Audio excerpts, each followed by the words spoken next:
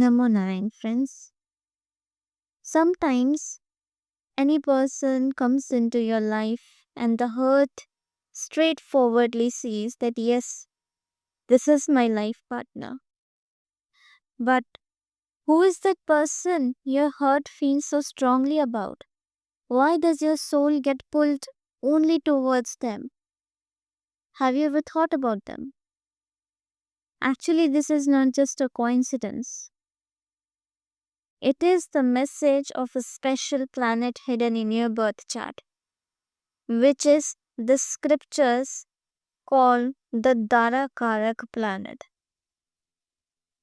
This planet gives the signs about your life partner, what kind of person he or she will be, what kind of energy they will carry, and on which level of your relationship will connect.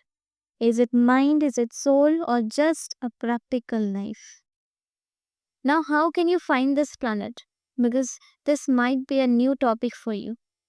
See, it is very simple, not a very complicated one. In your birth chart, the planet that has the lowest degree becomes your Darakarak planet. But remember one thing, Rahu and Ketu are not counted here because they're shadow planets. So they're neither Atmakarak nor Darakarak. On Atmakarak as well, I have posted few videos on my channel. The link will be shared in the description box. You can watch that too. Okay. Now coming back to our topic. As I said, the planet which is the lowest degree, which has the lowest degree, will be your Darakarak planet. Now, what do scripture says about that? Darakarak is the one who completes the missing part of your life, of your soul, and that is how your marriage connects, not just by body, but through mind and soul. As your Darakarak is, you attract that same kind of energy and you naturally get drawn towards it. So now let's understand the effect of each Darakarak planet. Now we see if the sun planet is your Darakarak planet means among the all 7 planets, sun is carrying the lowest degree and Rahu Ketu should not be counted here. So it means that your life partner will have the same qualities like the sun planet. So what is the general nature of the sun? It likes authority, loves to stay in control, and wants everything to be in proper order and structure. Such a person doesn't like confusion or disorder at all. If you're someone soft, if you're someone emotional or adjusting by nature, then in the beginning, your life partner may seem very strong, very confident, and impressive to you.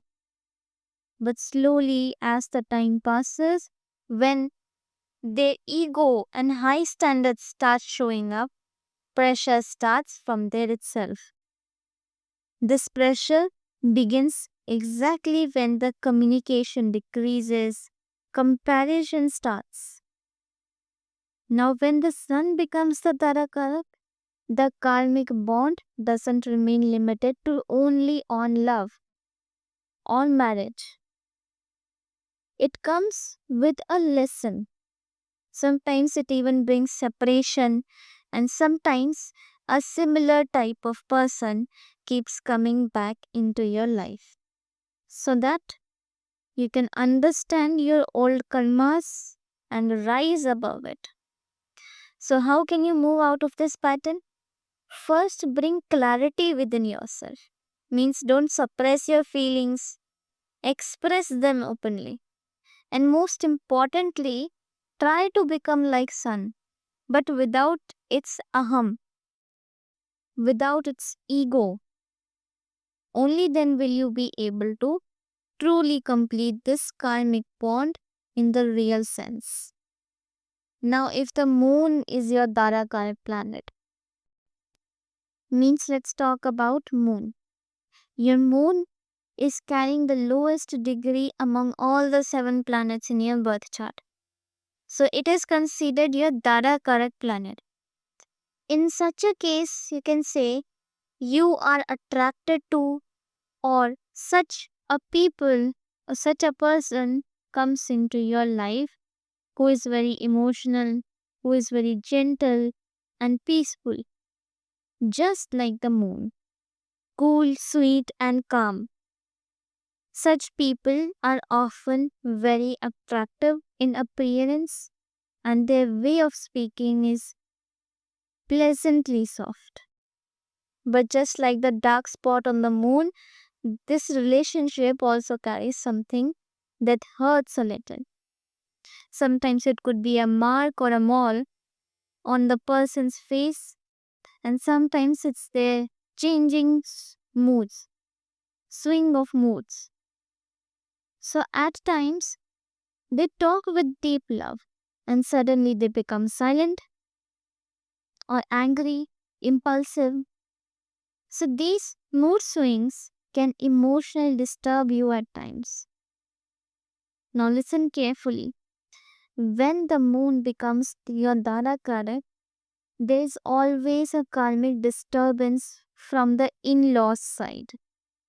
Either your partner faces mental stress because of their in laws, or because of you, he or she feels that why is there no peace in this relationship just because you're in laws. Even when everything seems fine, something still feels incomplete.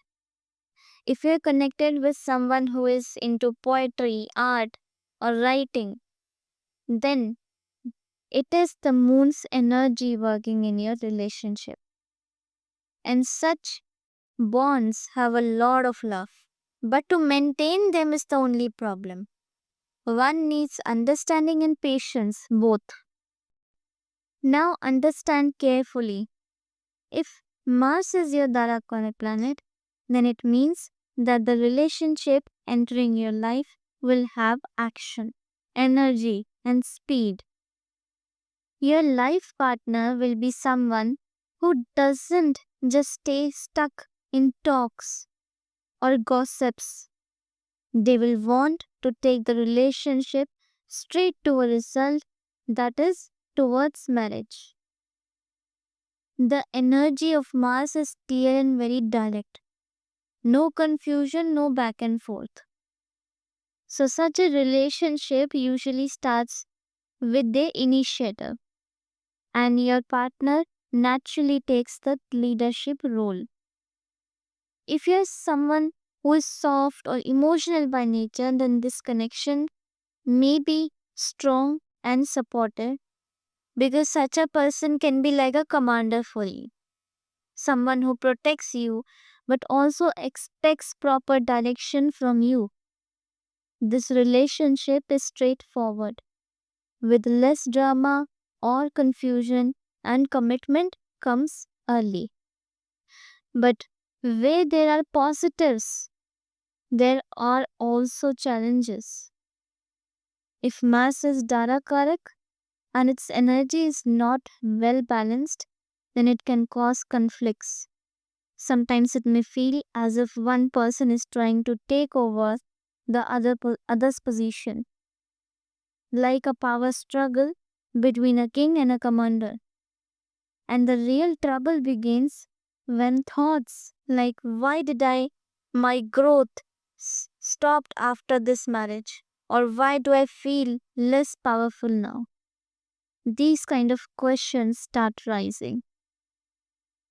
And these questions slowly eat away the relationships from inside.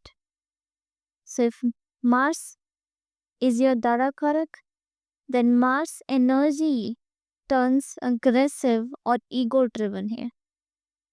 Unnecessary clashes may occur, but there are remedies also, like performing Mangal Dosh Shanti and channelizing your energy in the right direction.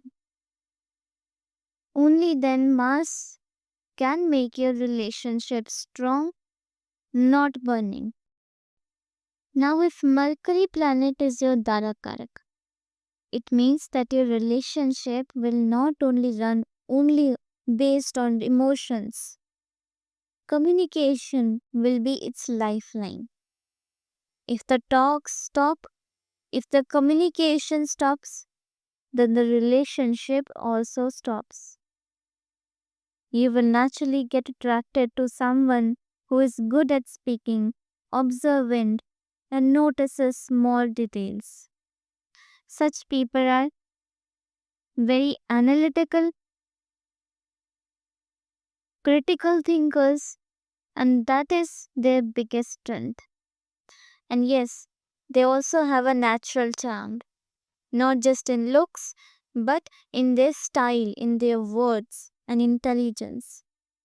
They may appear or look young or be the youngest in their family, but their words have such a magnetism that you easily fall under their influence.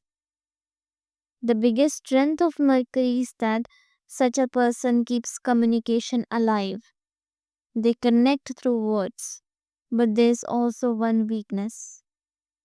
As long as you keep giving something new, something valuable and exciting to the relationship, everything stays fine, totally fine. But the moment that freshness stops, the relationship starts fading slowly. This bond is based less on emotions and more on understanding, because sometimes it could also be a little diplomacy. But Mercury's connection never comes empty handed, it brings growth after marriage. So, here you can see one plus point. This relationship brings a wise and intelligent partner into your life. And along with that, it adds new directions and new speed to your journey. You just need to walk together with intelligence and a little freedom. That's when Mercury truly blesses your relationship. Now, if Jupiter is your Darakarak planet, means Jupiter has the lowest degree among all the 7 planets. So it is considered your Darakarak. In such a case, it clearly means that your soul now desires a relationship that carries tradition, respect, and social acceptance. Jupiter represents what? It represents Brahma Viva, which is a bond that is spiritual, religious, and culturally rooted. So, the person who comes into your life is not just a life partner for you, but believe me, it is also like a teacher for you, or a guide, a mentor, a role model for you. Someone who helps you grow and challenges you to match their intellect. This relationship connects with your heart as well and your mind and as well. How your understanding will be, how your life partner's understanding, what are the mindset in both the sides. This relationship is all about this. And many times, such relationships involve religious or ideological differences. Or you may have to change your belief system for marriage. Or maybe you can say, in such a case, there would be intercaste marriage, most probably expected. And all of this is part of Jupiter's karmic pattern. If your partner has very strong opinions, very strong decision making skills, then there can be some clashes. Like, for example, my belief is better, or my interpretation of faith is correct. What I am saying is always correct. These kind of intellectual disagreements in the marriage may begin. Now, about Jupiter's appearance and energy, such a person usually has a balanced look, good wealth, good health, and deep, thoughtful nature. He or she's personality is very mature and composed. And often, this person is the wisest member of their family, or they carry a strong karmic bond connected to their mother or mother in law. If the mother blesses this relationship, then Jupiter's path becomes very smooth. But if there is conflict with the mother or mother in law, then Jupiter can bring obstacles and sorrow. Also, Jupiter has a hidden side. It may bring past life connections or unresolved emotional baggages to the service. That's why it is very important to keep complete honesty and transparency in this relationship. Many times after Jupiter becomes the Darakarak, people experience major spiritual or life direction changes. So, this relationship may not be easy for you, but it always brings deep learning and growth. The only condition is that you must move ahead with wisdom and patience, just like Jupiter itself. Now, if Venus is your Darakara planet, means it is carrying the lowest degree among all the seven planets. So it means your heart is drawn towards someone who is beautiful, graceful, or charming, not just in looks but also in behavior, in lifestyle, in nature. Such a person carries a sense of peace and calmness in their presence. And that is the kind of energy you naturally desire in your life. But it's not only about beauty. This person can also be someone with a serving heart who does good for others but maybe works with an NGO or silently helps people in need. Because Venus is not only the minister of love, but it is also the minister of asuras, means demons. It values things that are hidden from the world signs, but truly precious. So, if you feel deeply attracted to a person who is very beautiful yet soft hearted and involved in some kind of social or selfless work, then Venus has started showing its effect. Now, this energy also have few negative sides. If Venus becomes impure or influenced by Rahu or Ketu, then the relationship may get limited to physical attraction. And that's where exhaustion and dissatisfaction begins. Many times, such a relationship turns into a spiritual test. You keep chasing it, but it never fully settles down or completes. You must learn to have patience.